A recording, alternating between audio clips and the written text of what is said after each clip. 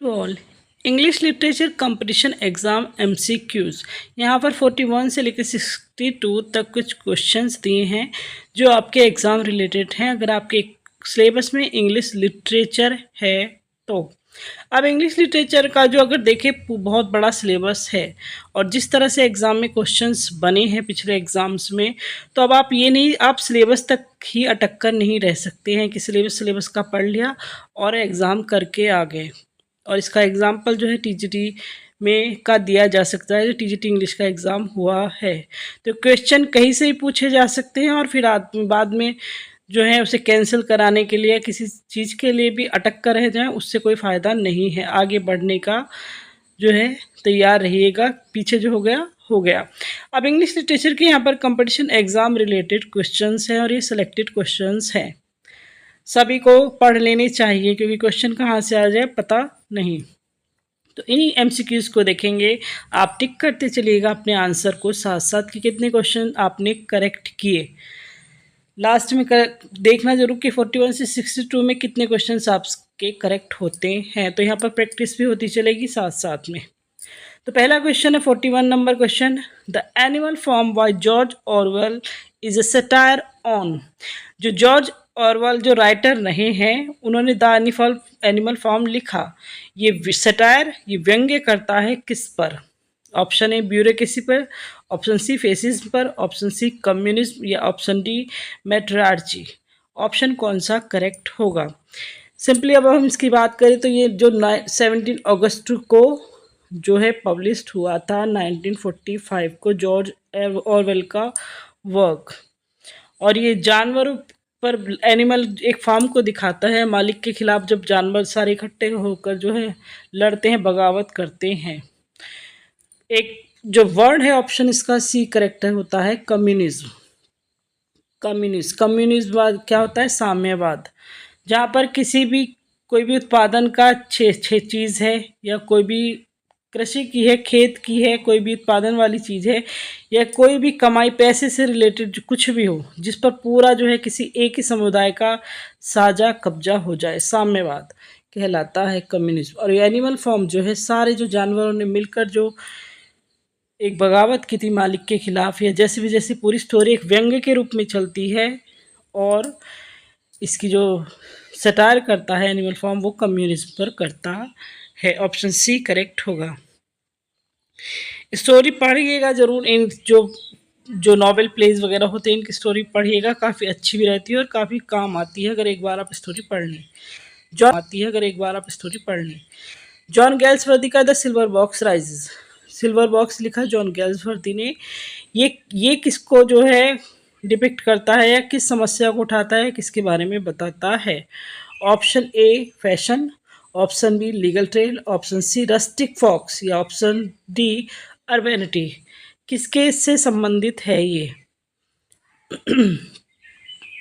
तो अब silver box में क्या दिखाएगा? एक चांदी की डिबिया होती है, सिल्वर बॉक्स पर बेस्ड है। अमीर गरीब का अंतर यहाँ पर बहुत ज़्यादा इस पूरे प्ले में दिखाया गया है जॉन गैल्सवर्दी के। तो ये जो प्रभावित करता है, फिर उसके बाद जो जस्टिस आता है अमीरों के फेवर में आता है, गरीबों के में नहीं। तो ये लीगल ट्रायल जो होता है उसको दिखाया गया है इसमें कि किस तरह एक बड़ा आदमी छोटे आदमी से जीत जाता है, चाहे वो गलत भी क्यों ना हो। नेक्स्ट क्वेश्चन है arms and the man by Bernard Shaw is a satire on. Bernard Shaw ने आर्म्स एंड द मैन लिखा, अब ये सटायर करता है, व्यंग्य करता है किस पर? Option A glorification of war, option B the weapons used in war, option C the concept of brotherhood या option D the blending of love and gallantry. तो आर्म्स एंड मैन में जो दिखाया गया पूरी वॉर की स्टोरी चल रही है, वॉर का है ये, ग्लोरिफिकेशन ऑफ वॉर को जो है इस पर सटायर करता है। ऑप्शन ए जो है करेक्ट होगा, ऑप्शन ए करेक्ट होगा। नेक्स्ट क्वेश्चन है एडिसन ने जो स्पेक्टेटर लिखा is a collection of सटायरिक। Edison का जो स्पेक्टेटर है एक कलेक्शन है जो व्यंग वाली। ऑप्शन ए पोएम्स का, ऑप्शन बी लिरिक्स का या ऑप्शन सी स्टोरीज का या ऑप्शन डी एसेज का। किसका जो है कलेक्शन है? इसमें ऑप्शन करेक्ट होगा ऑप्शन डी, ये एस्से का जो है कलेक्शन है, कलेक्शन ऑफ सैटायरिक एस्सेज का एक स्पेक्टर जो है एडिशन का कलेक्शन है, एस्से बेस्ड है। नेक्स्ट क्वेश्चन पर आते हैं। ए सैटायर ब्लैंक ए फुली और वॉइस ऑफ ए पर्सन और सोसाइटी। सैटायर व्यंग्य होता क्या है, समाज में किस चीज़ पर जो है वो हाईलाइट करेगा। Option A enlarges, option B undermines, option C ridiculous, option D amuses. कौन सा जो है ऑप्शन करेक्ट होगा। सटायर होता क्या है, सारे जो क्वेश्चन है सटायर बेस्ड मोस्टली हैं। तो ये जो होता है एक व्यंग्य होता है, रिडिकुलस बिना मतलब का, मतलब बेवजह हंसी मजाक व्यंग्य वाला ridiculous. Option A satire ridiculous a folly और वाइस ऑफ ए पर्सन और सोसाइटी। ऑप्शन सी करेक्ट होगा। नेक्स्ट क्वेश्चन है Lycidas is a elegy. John Milton का ने लिसिडास लिखा था, एक शोक गीत है, किसकी याद में लिखा था ये क्वेश्चन भी पूछा जाता है, लेकिन ये किस तरह का इलेजी है ये ज़्यादा पूछा जाता है। ऑप्शन ए है pastoral, option B classical, option C emotional, option D personal. किस तरह का जो है इलेजी है जॉन मिल्टन के द्वारा लिखा गया लिसिडास शोक गीत। तो ऑप्शन जो करेक्ट होगा पेस्टोरल इलेजी, ऑप्शन ए करेक्ट होगा। Lycidas is a pastoral elegy by John Milton. Next question. Name the elegy by Spenser in which he mourns the death of Sidney. Spencer ने एक इलेजी लिखा, इलेजी क्या शोक गीत, किसकी याद में लिखा, सिडनी की याद में लिखा, और उसका नाम क्या है। नाम क्या है उस क्वेश्चन का, किसकी याद में उन्होंने मतलब लिखा था, सिडनी की, और ये इसका नाम क्या है। Option A in memoriam, option B Lycidas, option C Adonais, option C Astrophel. कौन सा आंसर करेक्ट होगा। और ये सारी जो इलेजी हैं इन पे क्वेश्चन मोस्टली बन ही जाता है, क्योंकि ज़्यादातर एग्ज़ाम में इलेजी पर क्वेश्चन एक क्वेश्चन तो मोस्टली बनना ही बनना होता है। इलेजी पर सबसे ज़्यादा क्वेश्चन पूछे जाने लगे हैं, अब पिछले एग्ज़ाम से देखें तो यहाँ से क्वेश्चन काफ़ी बनने लगे हैं। तो सिडनी जो स्पेंसर ने लिखा सिडनी की डेथ पर एक इलेजी, वो था। अपना आंसर टिक करिएगा। और हम जो आंसर है ऑप्शन डी एस्ट्रोफेल। एस्ट्रोफेल जो है स्पेंसर ने सिडनी की डेथ के लिए लिखा था। शोक गीत होता है ये, किसी की डेथ पर ही लिखा जाता है। Next question. Whose death is mourned by Matthew Arnold in Rugby Chapel. अब सिंपली यहाँ पर आप से वही पूछा जा रहा है कि रग्बी चैपल एक इलेजी है, मैथ्यू अर्नोल्ड ने किसके लिए लिखा है, किसकी याद में लिखा है, किसके लिए मौन विलाप किया है अपने जो इलेजी के द्वारा। रग्बी चैपल मैथ्यू अर्नोल्ड का बहुत फेमस जो है इलेजी है, और ये किसकी याद में लिखा गया। Option A his father, his wife, his friend, option D A priest. किसकी याद में मैथ्यू अर्नोल्ड ने रग्बी चैपल लिखा था। ऑप्शन ए जो है वो करेक्ट होगा, अपने पिता की याद में, हिज फादर। मैथ्यू अर्नोल्ड ने रग्बी चैपल अपने फादर के लिए लिखा। मोस्टली क्या फ्रेंड्स के लिए आते हैं, लेकिन रग्बी चैपल जो है फ्रेंड के लिए नहीं है, फादर के लिए लिखा था मैथ्यू अर्नोल्ड ने। नेक्स्ट क्वेश्चन देखिएगा। Whose death is mourned In Memoriam by Tennyson. Elegy के ही क्वेश्चन है मेन। तो टेनिसन ने लिखा था इन मेमोरियम इलेजी को। लॉर्ड टेनिसन ने लिखा था इन मेमोरियम इलेजी एक। अब उन्होंने किसकी जो है डेथ को, मतलब किसके लिए लिखा, किसकी मृत्यु पर लिखा, ये किसके लिए शोक गीत ये लिखा था। Option A Arthur Hallam, option B Robert Clip, option C Joseph John, option D Thomas Clip. कौन सा ऑप्शन जो है करेक्ट होगा। तो लॉर्ड टेनिसन ने इन मेमोरियल लिखा था आर्थर हेलम के लिए। ऑप्शन ए करेक्ट होगा, ऑप्शन ए करेक्ट होगा। नेक्स्ट क्वेश्चन है। हुम डज शैली कॉल वुल्व्स इन एडोनिस। अब एडोनिस जो है ये भी एक इलेजी है, पीवी शैली द्वारा लिखित है। उसमें इन्होंने वुल्व्स किसको बुलाया है। एडोनिस में शैली ने वुल्व्स किसको कहा है। Option A poets and authors को, option B kids wife and daughter को, या option C critics and journalist को, या option D king and courtiers को। किसके लिए इन्होंने किसको इन्होंने वुल्व्स बताया था। और ये चीज़ आज के टाइम में बहुत ज़्यादा हो रही है। जो हाल ही में 2 कौड़ी का यूट्यूबर टीचर कहा है तो जो वुल्स हो रहे हैं आजकल, वो जो आज के टाइम में बहुत सूट करता है, wolves, critics and journalist, option C correct होगा। पीवी शैली ने एडोनिस में वुल्स कहा है क्रिटिक्स एंड जर्नलिस्ट को।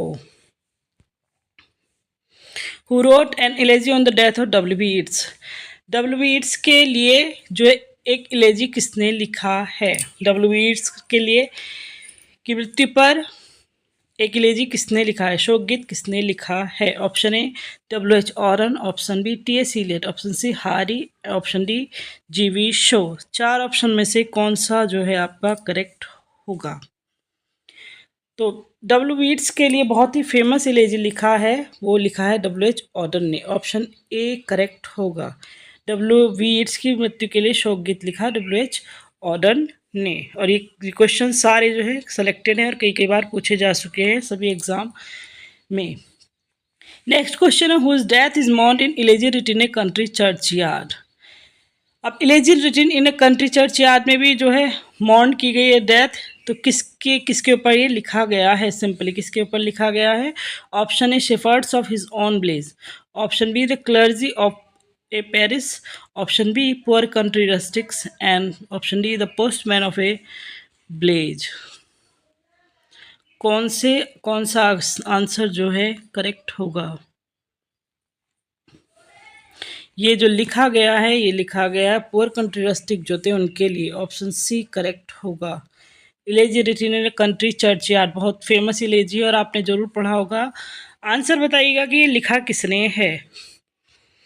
53 question, whose death does Arnold mourn in Thyrsis? अब थायरेस मेथोड ने लिखा है, ये किसकी मृत्यु पर लिखा गया इलेजी है? Option A Thomas More, option B H Clough, option C Shelley, option D Browning. कौन सा आंसर करेक्ट होगा? रॉबर्ट जो मैथ्यू अर्नोल्ड ने थायरेसिस जो है किसके लिए लिखा है? ऑप्शन अपना टिक कीजिएगा, किसके लिए लिखेगा 4 ऑप्शन में से? तो आंसर जो है वो करेक्ट है ऑप्शन बी, एच क्लो की जो है लिए मॉर्न करते हुए इन्होंने लिखा है एच क्लो। इनका रग्बी चैपल भी काफ़ी इंपॉर्टेंट है। और ये भी elegy written a country churchyard is किस तरह का इलेजी है? Elegy written in a country churchyard किस तरह का इलेजी है? Option A classical, option B new classical, option C pastoral, option D rustic. ये किस तरह का जो है इलेजी है? ऑप्शन अपना टिक कीजिएगा। Elegy written a country churchyard एक पेस्टोरल इलेजी है, ऑप्शन सी करेक्ट होगा। Next question, Christ nativity is a? Christ nativity किसने लिखा है? काफ़ी फेमस वर्क है, क्वेश्चन मोस्टली बनता है इस पर। किसने लिखा है? इसके ऑथर का नाम बताइएगा। और ये किस तरह का प्ले है? क्रिस्ट नेटिविटी किस तरह का प्ले है? Option A miracle play, option B morality play, option C mystery play, option D interlude. 4 option में से आंसर अपना टिक करिएगा जल्दी से। और ऑप्शन सी इसका करेक्ट होता है, ये एक मिस्ट्री प्ले है। मिरेकल और मिस्ट्री प्ले में कंफ्यूजन होता है, इसलिए ध्यान रखिएगा मिस्ट्री प्ले इसका आंसर है। A catastrophe is in the ending of a? Catastrophe जो आता है किसके एंडिंग में आता है? कैटेस्ट्रॉफ ये लिटरेरी टर्म्स एंड फॉर्म्स में हमने पढ़ा भी है और आगे भी इसको डिटेल में भी पढ़ेंगे, अभी क्वेश्चंस में पढ़ते हैं। कैटेस्ट्रॉफ जो is the ending of a किसके एंडिंग में आता है? क्रोनोलिकल प्ले या मॉरलिटी प्ले या option C comedy, option D tragedy. किसकी एंडिंग को सिंपली कैटेस्ट्रॉफे कहा जाता है? कैटेस्ट्रॉफे कहाँ पर आता है? 2 ऑप्शन आपके सामने बताएं, कॉमेडी और ट्रेजेडी में से आंसर दीजिएगा। तो आप क्या देंगे? ऑप्शन सी करेक्ट होगा। ट्रेजेडी के लास्ट में जब आता है तो उसे कैटेस्ट्रॉफे कहा जाता है। एक ट्रेजेडी की एंडिंग जो होगी तो कैटेस्ट्रॉफे कहा जाएगा। अब इसी से रिलेटेड दूसरा क्वेश्चन देखते हैं। ए डिनोमेंट इज द एंडिंग ऑफ ए। अब इसको सिर्फ आपको सिंपली उल्टा करना है, वो ट्रेजेडी के लिए था और ये सिंपल आंसर दीजिएगा अपना। ए हिस्टोरिकल प्ले है या option B tragedy, option C comedy या ऑप्शन डी मास्क। तो डिनोमेंट जो आता है वो कॉमेडी का जो लास्ट होता है उसे कहा जाता है, ऑप्शन सी। याद रखिएगा इन दोनों में कंफ्यूज नहीं होना, कैटेस्ट्रॉफे ट्रेजेडी के लिए, डिनोमेंट कॉमेडी के लिए होता है यूज। नेक्स्ट क्वेश्चन है, an epilogue appears of some of the play. Epilogue जो आता है वो कहाँ पर आता है? उपसंहार। हिंदी में अगर समझे तो एपिलॉग को उपसंहार कहा जाता है। तो ये आता कहाँ है? Option A in the beginning, option B at the end, option C in the middle, option D none of these. कहाँ पर ये आता है? और जब मैंने उपसंहार कहा है तो ये आपको समझ जाना चाहिए, क्योंकि हिंदी में सभी आप जानते हैं उपसंहार किसे कहा जाता है। तो ऑप्शन बी हमारा करेक्ट होगा। जो लास्ट में जब पूरा कहानी का निचोड़ होता है, पूरा विस्तार दिया जाता है, उसे एपिलॉग कहा जाता है और ये लास्ट में आता है। ऑप्शन बी करेक्ट होगा। नेक्स्ट क्वेश्चन है the mystery plays deals with. Mystery play किससे संबंधित होते हैं? ऑप्शन ए मॉरल वैल्यू से, ऑप्शन बी बाइबलिकल थीम से, ऑप्शन सी एंसेंट हीरोज से, option D the life and deeds of saints. Mystery play जो है किससे संबंधित होते हैं मोस्टली? तो ऑप्शन क्या है? ये बाइबलिकल थीम पर आते हैं, जो बाइबल की स्टोरीज और थीम्स थी उस पर ये उससे रिलेटेड होते हैं mystery play. Option B correct होगा। Question 60, which type of play is not meant for acting. कौन से तरह के प्ले को एक्टिंग में नहीं जोड़ा गया? जिससे मतलब एक्टिंग के लिए नहीं है, सिर्फ जो है पढ़ने के लिए है, एक्टिंग नहीं होती उस पर, सिर्फ पढ़े जा सकते हैं। Option A masque, option B closet play, option C tragicomedy, option D chronicle play. बहुत आसान हो जाएगा आंसर आपका। जो ओनली रीड होते हैं, ड्रामा टू बी रीड, तो उसे क्या बोला जाता है? Option B closet play. Option B correct होगा यहाँ पर। The most significant feature of the morality play is that. Morality play का मोस्ट सिग्निफिकेंट फीचर कौन सा होता है? टिक कीजिएगा अपना answer. Option A the enact the roles of saints, option B they have biblical character, option C they provide serious entertainment to the audience, option D they represent virtues and vices as personified figures. कौन सा answer जो है correct होगा? जो most significant feature होता है morality play का वो कौन सा है? तो आंसर जो करेक्ट होगा ऑप्शन बी डी करेक्ट होगा। They represents virtues and vices as personified figures. Option D correct होगा। नेक्स्ट क्वेश्चन पर आते हैं। The first tragedy regular tragedy in English is. First tragedy कौन सी है इंग्लिश में? गॉर्बोडक या option B Troilus and Cressida. इन दो में से आंसर आपका मिल जाएगा। आपसे फर्स्ट ट्रेजेडी और कॉमेडी भी पूछी जा सकती है। तो इसका सही आंसर जो है वो है, टिक कीजिएगा अपना, ये तो सिंपल है, ऑप्शन ए गॉर्बोडक जो है फर्स्ट रेगुलर ट्रेजेडी या इंग्लिश की फर्स्ट ट्रेजेडी है, जो लिखी है थॉमस शेकविले एंड थॉमस नॉर्टन द्वारा। तो यहाँ पर 62 क्वेश्चन आपके पूरे होते हैं। पीडीएफ आप हमारे जो ग्रुप है एडुस्पार्क स्वाति ग्रुप नाम से वहाँ ज्वाइन कर ले सकते हैं। Please share, like and comment. Thanks for watching and best of luck.